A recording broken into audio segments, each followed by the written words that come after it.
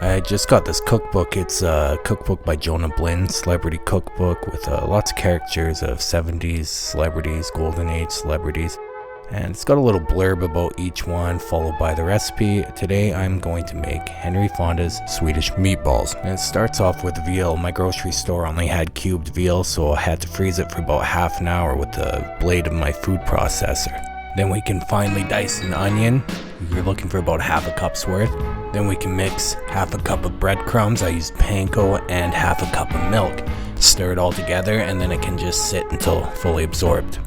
Once that veal was firm enough, I was able to get it into the food processor, and with a little love, it was ground up. I had to do it in batches, of course, because my chunks were a little bit too big and there was a little bit too much for my food processor. But once that was all done, we had a pound of ground veal.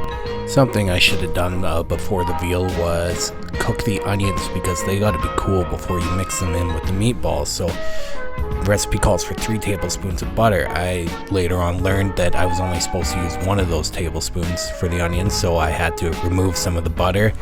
And then once I got that back on there, it was easy to get to kind of a golden brown. Put those aside and let them cool. Taking my pound of veal, I threw it into my bowl, along with a pound of ground beef.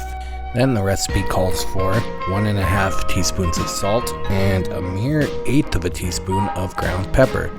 Take an egg, beat it up, throw it in there, along with your breadcrumb and milk mixture.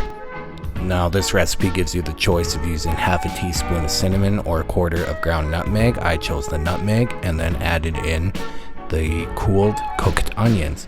Once that was all in, mix it all together. And you can either chill in the fridge, or I got it all together into my large meatballs first, and then I let it chill in the fridge for a while. I don't know why, that was just the way I did it.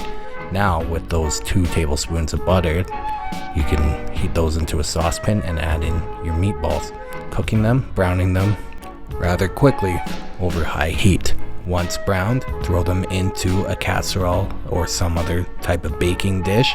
And Johna says deglaze with milk, but I used a little bit of brandy, and then I added in some milk, cooked that for a minute, and then threw it on top of the meatballs in the dish there.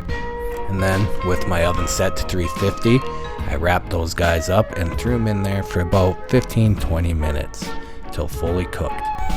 We're setting aside the meatballs in a separate bowl because we're after that residual liquid left behind. We're putting it into a saucepan and adding some heavy cream and reducing it by half.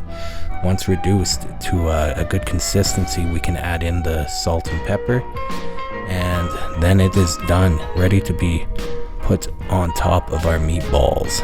Now, Swedish meatballs are always best served on some mashed potatoes, and my balls were actually a lot larger than I intended, but I thought Henry Fonda's balls were probably pretty big too, so all kind of worked out. Threw some parsley on top for that green, and there you are, Henry Fonda's Swedish Meatballs.